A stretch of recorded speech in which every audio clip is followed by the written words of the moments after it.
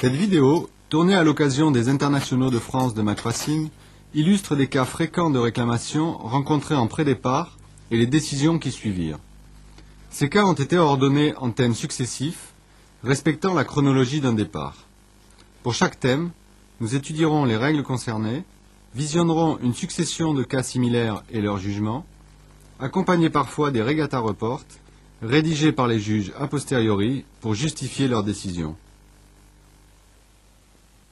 Le bon placement des arbitres détermine la qualité du jugement. Voyons les différents positionnements selon les situations et leurs inconvénients respectifs. Lors de ce croisement, les arbitres dans cette position ont une perception exacte de cette distance.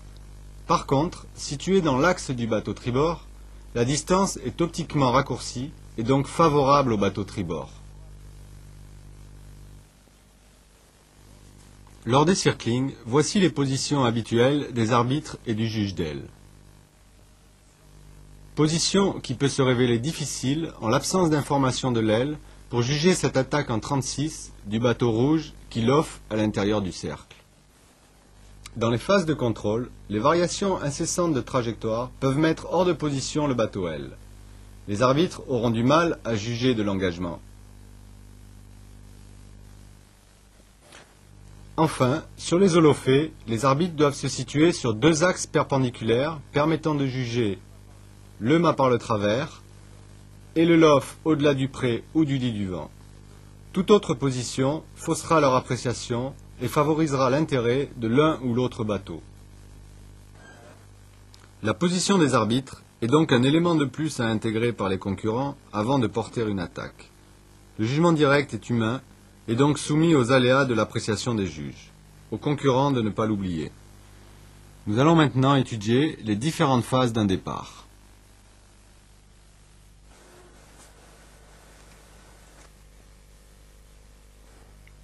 Les croisements font intervenir deux règles. 36, le bâbord doit s'écarter, c'est-à-dire que les juges doivent voir une action claire d'évitement du bateau bâbord si nécessaire. 1.3 annexe 4, le tribord peut chasser son adversaire qui s'écarte, tant qu'il lui laisse la place de le faire en bon marin, c'est-à-dire sans risques inhabituels. Les juges devront donc apprécier l'opportunité laissée pour s'écarter, malgré le changement de trajectoire du tribord. En contrepartie, un tribord qui aligne continuellement son adversaire ne pourra invoquer une 36 si celui-ci n'a cessé de s'écarter en bon marin.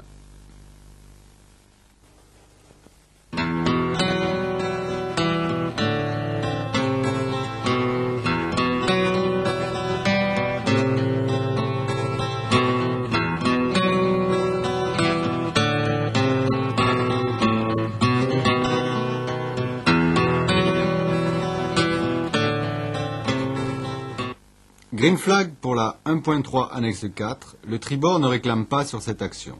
Le cas suivant nous montre une chasse continuelle du tribord, mais selon les juges, pas de manœuvre disparate du bâbord pour s'écarter.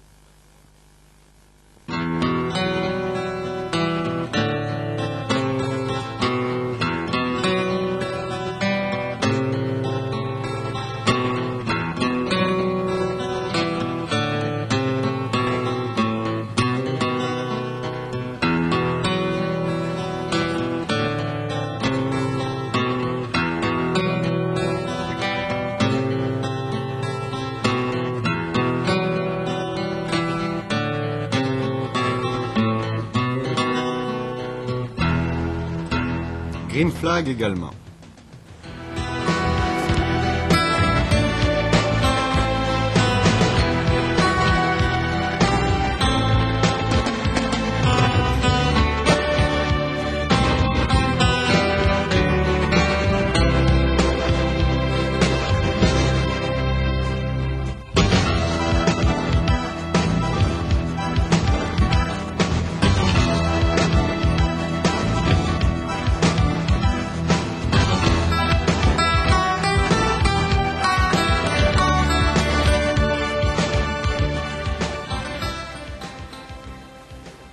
Regardons ce cas sous un autre angle, celui des arbitres.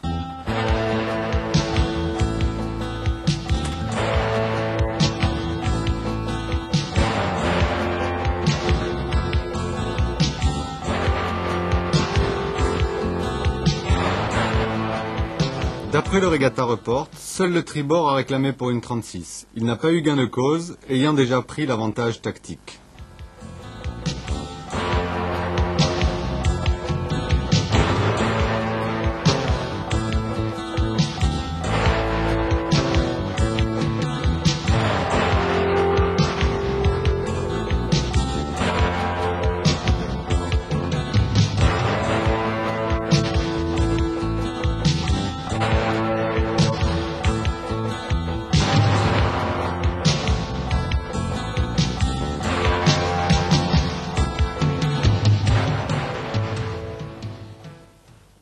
Même cas sous un autre angle.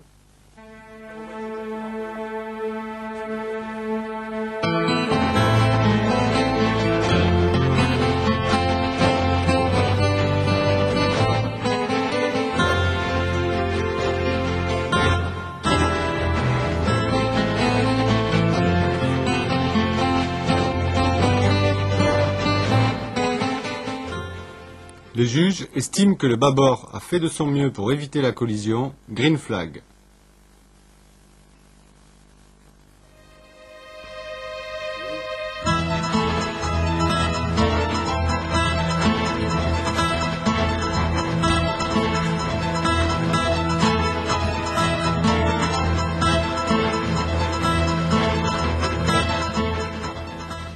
Ici aussi, ce sera un green flag. Le tribord force le bâbord à empanner et réclame 36.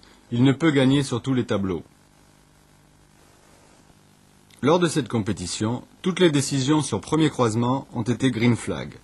Voyons maintenant des pénalités données sur d'autres croisements.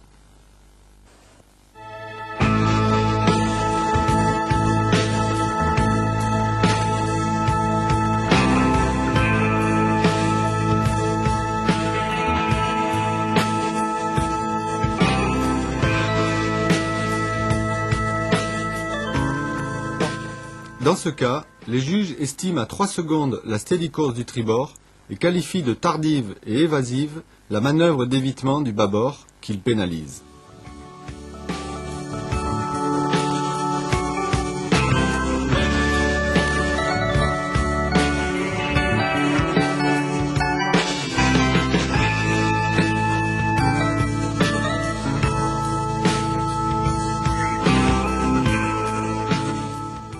Réponse quasi immédiate des juges qui pénalisent le bâbord.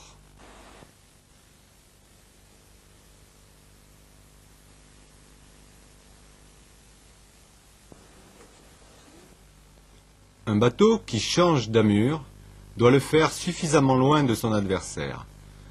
Celui-ci peut le chasser pendant le virement en respectant la 1.3 annexe 4 et empêcher le croisement.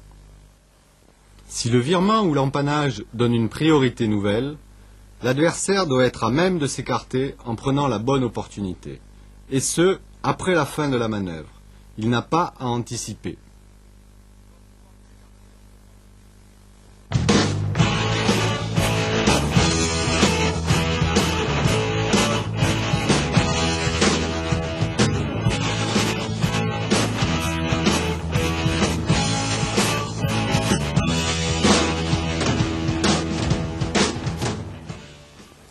Ici, le virement est fait suffisamment loin selon les juges, ce sera un green flag.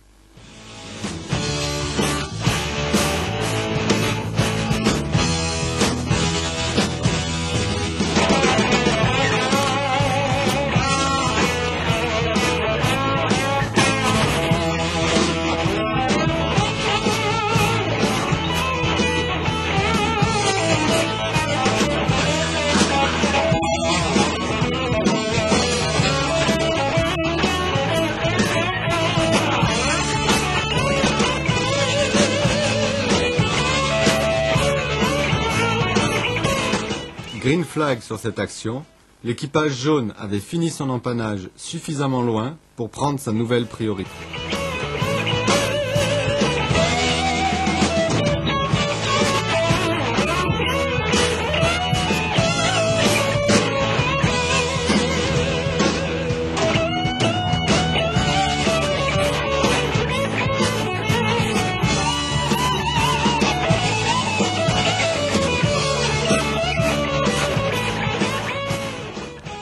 regatta report donne une demi-longueur d'écart entre les bateaux pendant le virement et une manœuvre d'évitement commencée après la fin de celui-ci. Donc, green flag.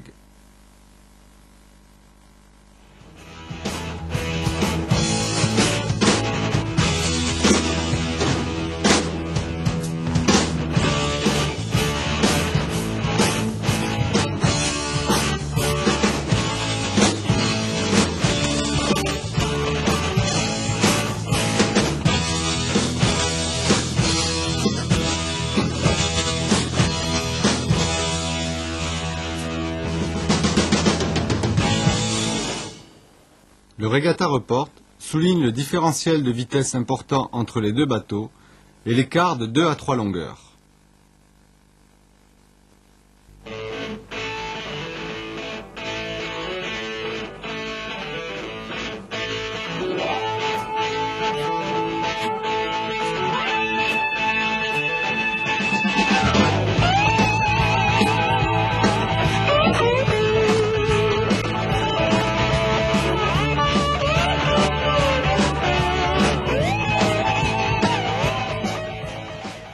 Même cas sous un autre angle.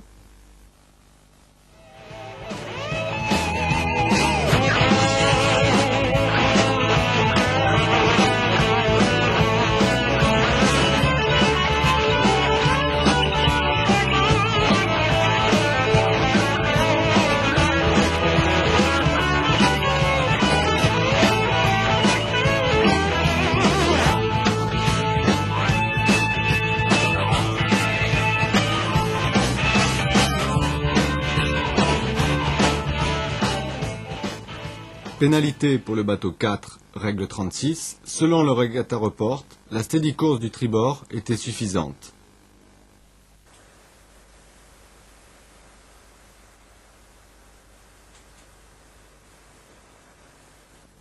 Quand les bateaux sont sur la même amure, le bateau en route libre derrière doit s'écarter du bateau en route libre devant, règle 37.2. Il ne doit donc pas toucher le tableau arrière. Si le rattrapant choisit de s'engager sous le vent, la priorité passe de l'un à l'autre. Le bateau au vent devra s'écarter selon la règle 37.1.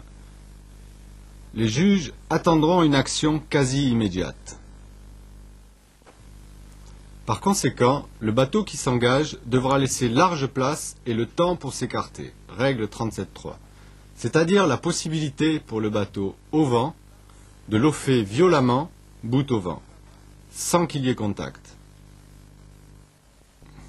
Si par une abattée, le bateau au vent crée l'engagement, la règle 37.3 ne s'appliquera pas.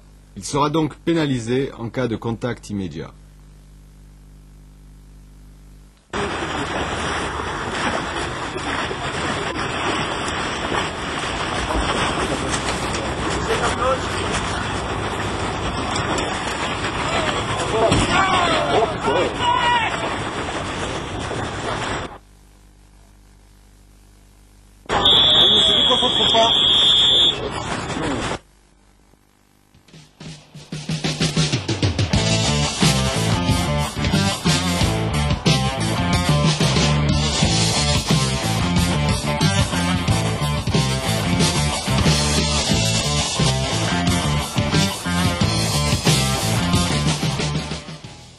Malgré un dessin peu précis, la décision est bonne. Green flag, car pas de contact.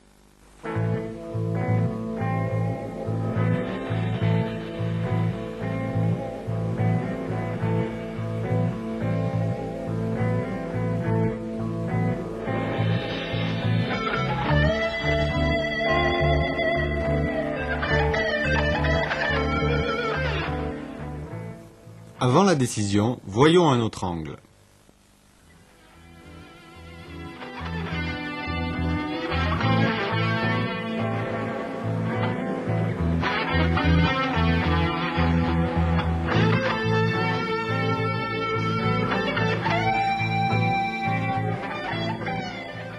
C'est l'empannage du bateau au vent qui crée l'engagement.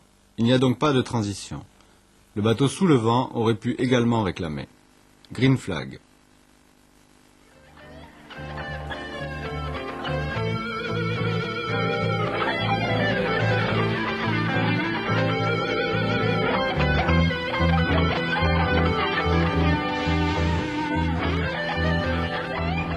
Le bateau qui s'est engagé en respectant la 37.3 est maintenant prioritaire selon la 37.1. Il peut donc faire lofer doucement son adversaire jusqu'au pré, règle 40.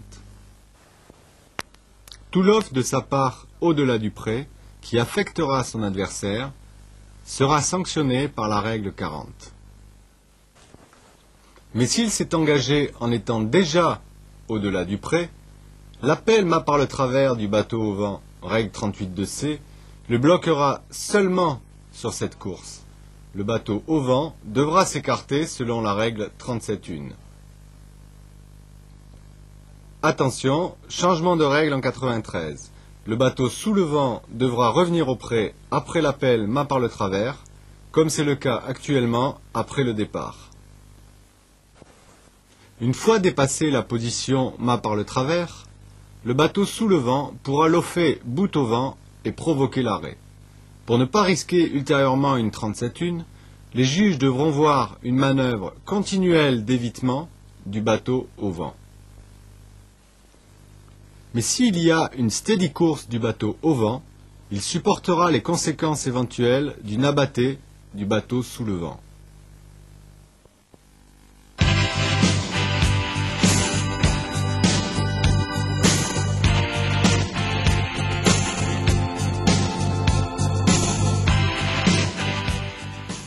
Revoyons ce cas sous un autre angle.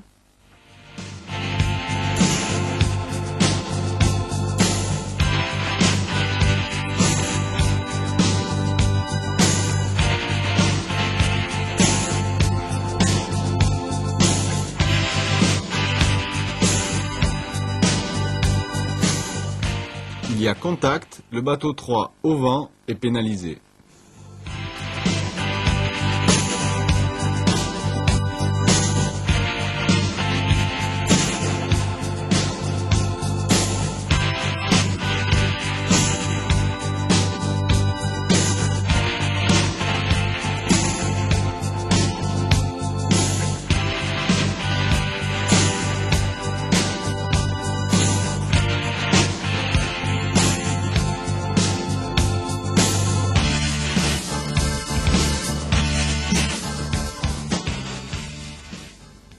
Deuxième angle à présent.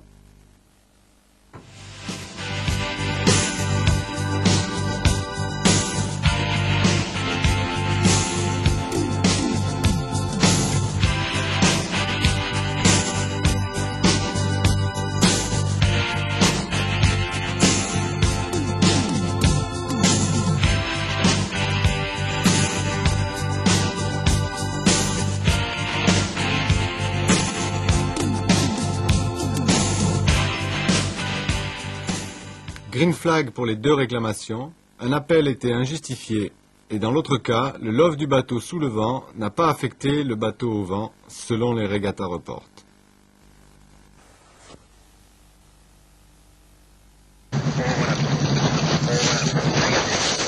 Top minutes.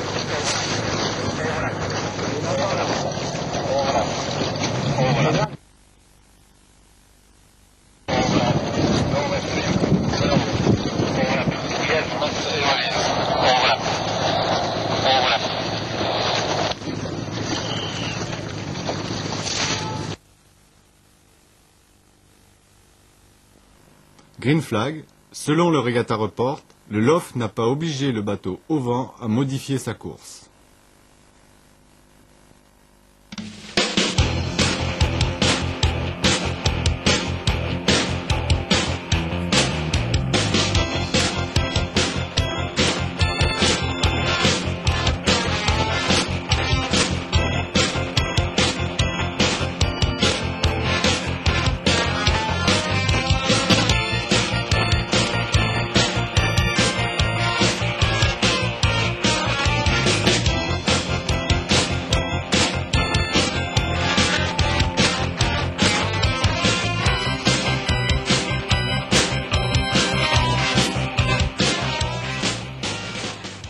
À noter que le bateau au vent a également envoyé son pavillon Y.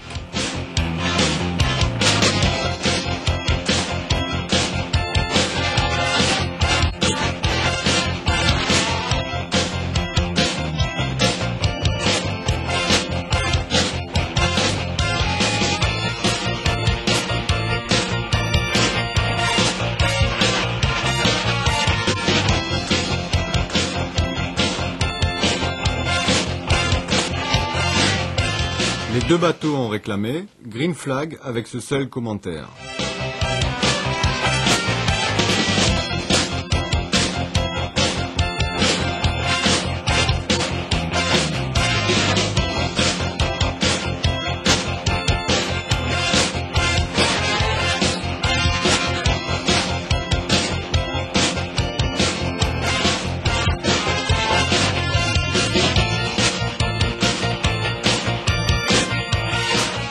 Green flag, justifié par ce croquis.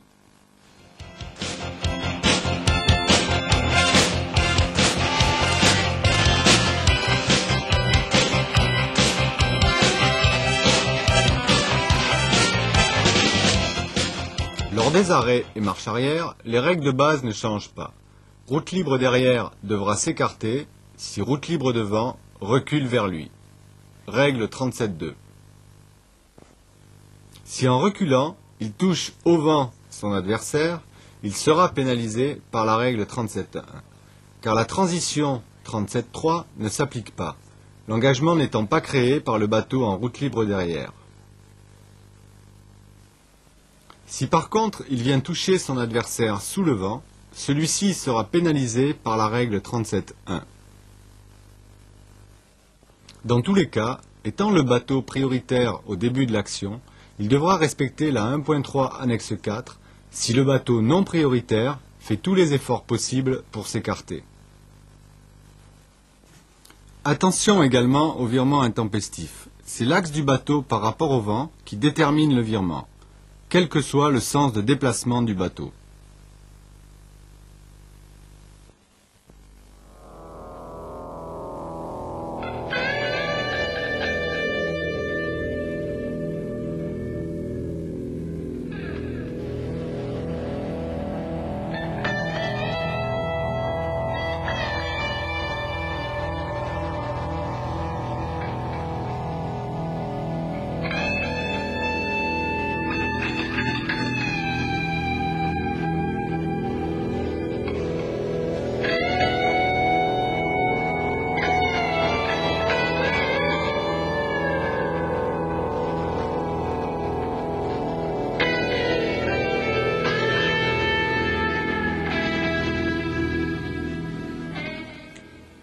Sans vitesse, le bateau au vent est vulnérable. Il sera pénalisé avec ce croquis pour les règles 37 et 40.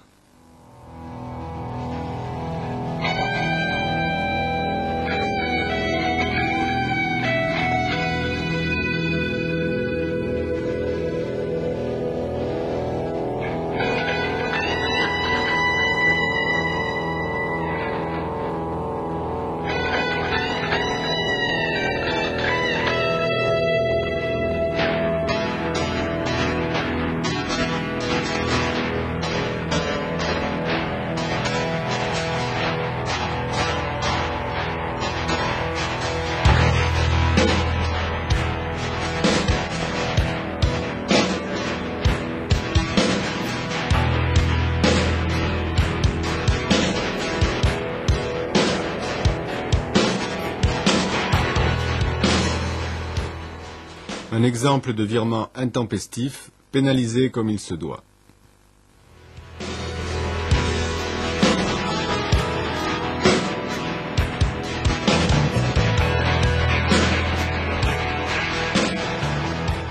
Au cours de cette épreuve, 58 réclamations ont donné lieu à 15 pénalités, c'est-à-dire 75% de green flag, un chiffre plus élevé qu'à l'ordinaire, qui est de 60% de green, relevé pour 250 réclamations étudiées.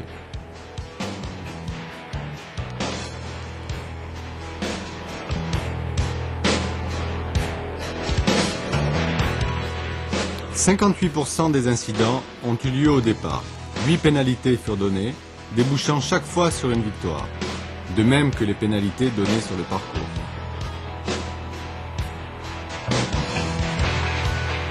Et pour finir, le nom des acteurs et leurs scores respectifs.